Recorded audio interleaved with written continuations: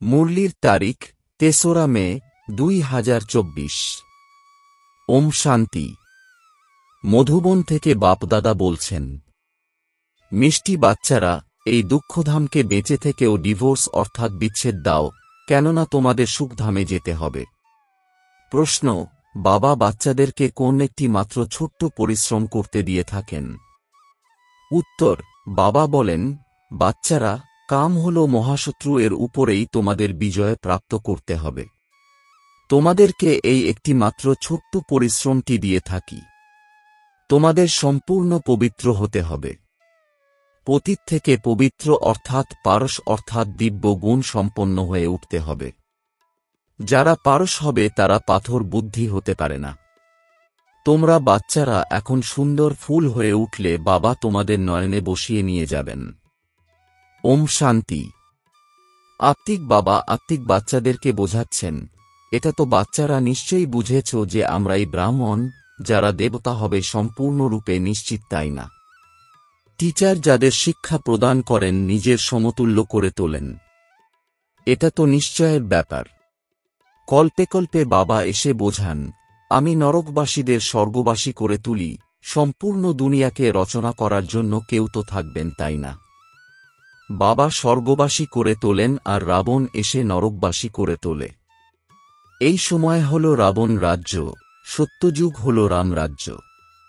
রাম রাজ্যে স্থাপনাকারী যখন আছে তখন রাবণ রাজ্য স্থাপনাকারীও নিশ্চয়ই কেউ হবে।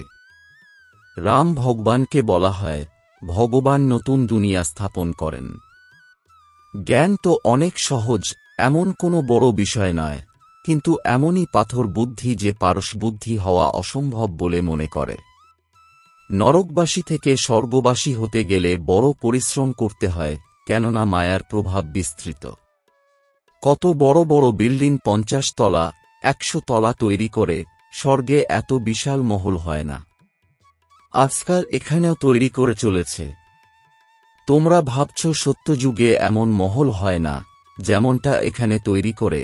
বাবা স্বয়ং বোঝান, এত ছোট বৃক্ষ সম্পূর্ণ বিশ্বে থাকে যে ওখানে অনেক তলা বিল্ডিং তৈরি করার কোনো প্রয়োজনই পড়ে না। প্রচুর পরিমাণে জমি পড়ে থাকে। এখানে তো জায়গাই নেই, সেই জন্যই জায়গার মূল্য কত বৃদ্ধি পেয়েছে। ওখানে জায়গার জন্য কোনো মূল্য দিতে হয় না, না মিউনিসিপ্যালিটি ট্যাক্স ইত্যাদি দিতে হয়। যার যত পরিমাণ জায়গার প্রয়োজন নিতে পারে। ওখানে তোমরা সর্বসুখ লাভ করতে পারো শুধুমাত্র বাবার এই নলেজের দ্বারা। মানুষ ১০০ তলা বিল্ডিং ইত্যাদি যা কিছু তৈরি করে, তার জন্য তো অর্থ লাগে তাই না, ওখানে কোনো অর্থের প্রয়োজন পড়ে না। অগাধ ধনসম্পত্তি থাকে, টাকা পয়সার কোনো কদরই নেই। প্রচুর টাকা থাকলে তা দিয়ে কি করবে? সোনা, হিরে, মুক্ত দিয়ে মহল তৈরি করে। এখন তোমরা বাচ্চারা কত কি বুঝতে পারছ। সম্পূর্ণ বিষয়টি বুঝতে পারা আর না বুঝতে না পারার ব্যাপার। শত বুদ্ধি আর তমবুদ্ধি। শতপ্রধান বুদ্ধি হয় স্বর্গের মালিক, তমপ্রধান বুদ্ধি হয় নরকের মালিক। এটা তো স্বর্গ নয়, এ হল রৌরব অর্থাৎ অত্যন্ত ভয়াবহ নরক। এখানে মানুষ অনেক দুঃখী, সেই জন্যই ভগবানকে আহ্বান করে তারপর ভুলে যায়। কত মাথা ঠোকে, কনফারেন্স ইত্যাদি করতে থাকে যাতে ঐক্য ফিরে আসে, কিন্তু তোমরা বাচ্চারা বুঝেছ এরা নিজেদের মধ্যে একতা আনতে পারবে না। এই সম্পূর্ণ সৃষ্টি রূপী বৃক্ষ জরাজীর্ণ হয়ে গেছে, নতুন করে আবার তৈরি হচ্ছে। তোমরা জানো কলিযুগ থেকে সত্যযুগ কিভাবে তৈরি হয়। একমাত্র এই সময়ই বাবা এসে তোমাদের নলেজ দিয়ে থাকেন। তোমরা সত্যযুগবাসীরা তারপর কলিযুগবাসী হয়ে ওঠো, তারপর তোমরা সঙ্গমযুগবাসী হয়ে সত্যযুগবাসী হয়ে ওঠো। তোমরা জিজ্ঞাসা করতে পারো সবাই সত্যযুগে আসবে। তা নয়, যে প্রকৃত সত্য নারায়ণের কথা শুনবে সেই স্বর্গে যাবে, বাকি সবাই শান্তিধামে চলে যাবে। দুঃখধাম তো হবেই না। সুতরাং এই দুঃখধামকে বেঁচে থেকেও পরিত্যাগ করা উচিত। বাবা যুক্তি তো বলে দেন কিভাবে তোমরা পরিত্যাগ করতে পারো। এই সম্পূর্ণ সৃষ্টিতে দেবী দেবতাদের রাজ্য ছিল। এখন আবার বাবা আসেন স্থাপনা করতে। আমরা বাবার কাছ থেকে বিশ্বের রাজ্য গ্রহণ করতে চলেছি। ড্রামা প্ল্যান অনুসারে অবশ্যই পরিবর্তন হবে। এ হল পুরানো দুনিয়া, একে সত্যযুগ কিভাবে বলবে? মানুষ তো একদমই বোঝে না সত্যযুগ কি। বাবা বুঝিয়েছেন এই নলেজের উপযুক্ত সেই হবে যে অগাধ ভক্তি করে এসেছে। তাদেরকেই বোঝানো উচিত। যারা এই কুলের নয় তারা এটা বুঝবে না, সুতরাং শুধু শুধু সময় নষ্ট কেন করবে? আমাদের পরিবার না হলে কিছুই মানবে না। বলে দেয় আত্মা কি, পরমাত্মা কি, এসব আমি বুঝতেই চাই না। সুতরাং এমন আত্মাদের জন্য কেন পরিশ্রম করবে? বাবা বুঝিয়েছেন, উপরে লেখা আছে ভগবানুবাচ, আমি আসি কল্পে কল্পে পুরুষোত্তম সঙ্গম যুগে সাধারণ মনুষ্য শরীরে। যে নিজের জন্ম সম্পর্কে জানে না, আমিই বলে দিই। সম্পূর্ণ 5000 বছরের পাঠকে প্লে করে আমি বলে দিই। যে প্রথম নম্বরে আসে তারই পাঠ হবে, তাই না? শ্রীকৃষ্ণের জন্য মহিমাও করা হয় যে first prince of golden age, অর্থাৎ সত্যযুগের প্রথম প্রিন্স। সে তারপর 84 জন্মের পর কি হবে? ফার্স্ট বেগার। বেগার থেকে প্রিন্স, আবার প্রিন্স থেকে বেগার।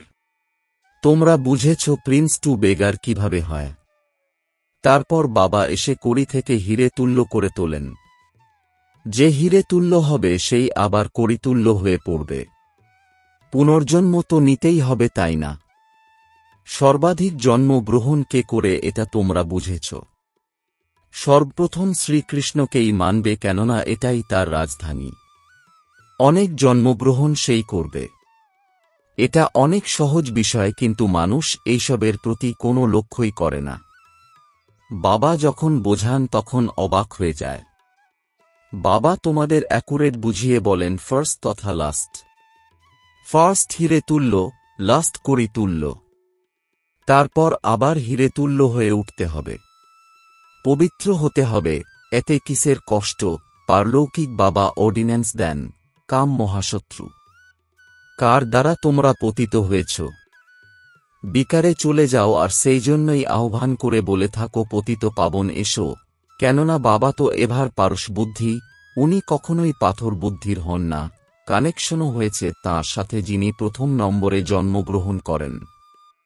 দেবতা তো অনেক হয়ে থাকে, কিন্তু মানুষ কিছুই বোঝে না। খ্রিস্টানরাও বলে থাকে খ্রাইস্টের 3000 বছর আগে স্বর্গ ছিল। ওরা শেষে এসেছিল, সুতরাং ওদের শক্তিও ছিল। সবাই ওদের কাছ থেকেই শিখেছিল, কেননা ওদের বুদ্ধি ফ্রেশ ছিল। বৃদ্ধিও ওদের হয়েছিল। ওরাও শত, রজ, তমোর মধ্য দিয়ে আসে। তোমরা জানো ওরা সবকিছু বিদেশ থেকে শেখে। তোমরা এটাও জানো সত্যযুগে মহল ইত্যাদি তৈরি করতে সময় লাগে না। একজনের বুদ্ধিতে মহল তৈরির ডিজাইন আসে, তারপর একের পর এক তৈরি করে বৃদ্ধি পেতেই থাকে। বুদ্ধিতে ধারণ হয়ে যায়, তাই না? সায়েন্সের বুদ্ধিতে দ্রুততার সাথে মহল তৈরি করতে শুরু করে দেয়। এখানে বাড়ি বা মন্দির তৈরি করতে 12 মাস সময় লেগে যায়। ওখানে ইঞ্জিনিয়ার ইত্যাদি সবাই কর্মকুশলতায় পারদর্শী হয়। ওটা হল গোল্ডেন এজ। পাথর ইত্যাদি তো থাকবেই না। এখানে তোমরা বসে মনে মনে ভাবতে থাকো যে আমরা এই পুরানো শরীর ত্যাগ করে ঘরে ফিরে যাব, ওখান থেকে তারপর সত্যযুগে এসে যোগবল দ্বারা জন্মগ্রহণ করব। বাচ্চাদের খুশি কেন থাকবে না? চিন্তন কেন চলে না? যারা অত্যন্ত সার্ভিসেবল বাচ্চা তাদের চিন্তন অবশ্যই চলে। যেমন ব্যারিস্টারি পাশ করার পর বুদ্ধিতে চলে আমি এটা করব, ওটা করব। তোমরাও বুঝেছ আমরা এই শরীর ছেড়ে এই দেবতা হব। স্মরণেই তোমাদের আয়ু বৃদ্ধি হবে। তোমরা এখন অসীম জগতের পিতার সন্তান। এই গ্রেড অনেক উচ্চ। তোমরা হলে ঈশ্বরীয় পরিবারভুক্ত, আর কোনো সম্বন্ধ নেই। ভাই বোনের দৃষ্টির থেকেও আরও উচ্চ স্থানে বসানো হয়েছে। ভাই ভাই মনে করো, এটার খুব অভ্যাস করতে হবে। ভাইয়ের নিবাস কোথায়? এই সিংহাসনে অমর আত্মা বাস করে। এই আসন সমস্ত আত্মাদের সরে গেছে। সবচেয়ে বেশি তোমাদের আসন সরে গেছে। আত্মা এই আসনে বিরাজমান। ভ্রুকুটির মধ্যবর্তী স্থানে কি আছে, এটা বুদ্ধি দিয়ে বোঝার বিষয়। আত্মা খুব সূক্ষ্ম, নক্ষত্রের মতো। বাবা বলেন, আমিও বিন্দু, তোমাদের থেকে মোটেই বড় নই। তোমরা জানো আমরা শিব বাবার সন্তান, এখন বাবার কাছ থেকে অবিনাশী উত্তরাধিকার নিতে হবে, সেই জন্য নিজেদের আত্মা ভাই ভাই মনে করো। বাবা তোমাদের সামনে এসে শিক্ষা প্রদান করছেন। যেমন যেমন অগ্রসর হওয়ার চেষ্টা চলতে থাকবে, বিঘ্ন ড্রামানুসারে আসতে থাকবে। এখন বাবা বলছেন, তোমাদের পতিত হওয়া উচিত নয়, এটাই অর্ডিন্যান্স। আত্মা এখন তমপ্রধান হয়ে গেছে, বিকার ছাড়া থাকতেই পারে না। যেমন গভর্নমেন্ট বলে মদ্যপান করো না, কিন্তু মদ্য ছাড়া থাকতেই পারে না। তারপর আবার তাদেরই মদ্যপান করিয়ে বলা হয় অমুক স্থানে বোম্বস সমেত ঝাঁপিয়ে পড়ো। কত ক্ষয়ক্ষতি হয়। তোমরা এখানে বসে বিশ্বের মালিক হতে যাচ্ছ, ওরা ওখানে বসে বসে বোমা নিক্ষেপ করে সম্পূর্ণ বিশ্বকে বিনাশ করার জন্য। কত রকম প্রতিযোগিতা চলে ধ্বংসের জন্য। তোমরা এখানে বসে বসে বাবাকে স্মরণ করে বিশ্বের মালিক হয়ে যাও। যেভাবেই হোক বাবাকে অবশ্যই স্মরণ করা উচিত। এখানে হঠযোগ বা আসন ইত্যাদি করার কোনো প্রয়োজন নেই। বাবা কোনো কষ্ট দেন না। যেভাবেই পারো বসে শুধু তোমরা স্মরণ করো যে আমরা বাবার মোস্ট বিলাভড অর্থাৎ প্রিয় সন্তান। তোমাদের বাদশাহী এমনভাবেই প্রাপ্ত হয় ঠিক যেন মাখন থেকে চুল সরিয়ে নেওয়া। দেওয়াও হয়ে থাকে সেকেন্ডে জীবন মুক্তি। যেখানেই বসো, ঘোরো ফেরো, কিন্তু বাবাকে স্মরণ করো। পবিত্র না হলে কিভাবে যাবে? নয়তো সাজা খেতে হবে। যখন ধর্মরাজের কাছে যাবে তখনই সবার হিসাবনিকাশ মিটবে। যত পবিত্র হবে ততই উচ্চ পদ প্রাপ্ত হবে। ইম্পিওর থেকে গেলে শুকনো রুটি খেতে হবে। যত বাবাকে স্মরণ করতে থাকবে, পাপ কাটতে থাকবে। এখানে খরচের কোনো প্রশ্নই নেই। যদি গৃহে থাকতে হয় থাকো, বাবার কাছ থেকেও মন্ত্র নিয়ে নাও। এ হল মায়াকে পরাজিত করার মন্ত্র, মনমনা ভব। এই মন্ত্র নিয়ে যাও, এরপর চাইলে গৃহে ফিরে যেতে পারো, মুখে কিছু বলার প্রয়োজন নেই। অল্প আর বাদশাহীকে স্মরণ করো। তোমরা বুঝেছ বাবাকে স্মরণ করলে আমরা শতপ্রধান হয়ে যাব, পাপ বিনষ্ট হবে। বাবা অর্থাৎ ব্রহ্মা বাবা নিজের অনুভবও শুনিয়ে থাকেন। যখন খেতে বসি, ভাবি বাবাকে স্মরণ করে খাবার গ্রহণ করব, কিন্তু তৎক্ষণাৎ ভুলে যাই, কেননা বলাও হয়ে থাকে যার মাথায় এত দায়িত্বের ভার। কত খেয়াল রাখতে হয়, অমুক আত্মা অনেক সার্ভিস করে তাকে স্মরণ করতে হবে। সেবাধারী বাচ্চাদের বাবা খুব স্নেহ করেন। তোমাদেরও বলেন এই শরীরে যে আত্মা বিরাজমান তাকে স্মরণ করো। এখানে তোমরা শিব বাবার কাছেই আসো। বাবা পরমধাম থেকে নিচে নেমে এসেছেন। তোমরা সবাইকে বলেও থাকো ভগবান এসেছেন, কিন্তু ওরা বোঝে না। যুক্তি দিয়ে বোঝাতে হবে। লৌকিক আর অসীম জগতের দুইজন পিতা। এখন অসীম জগতের পিতা রাজ্য সিংহাসন দিচ্ছেন, পুরানো দুনিয়ার বিনাশ সামনে অপেক্ষা করছে। এক ধর্মের স্থাপনা, অনেক ধর্মের বিনাশ ঘটবে।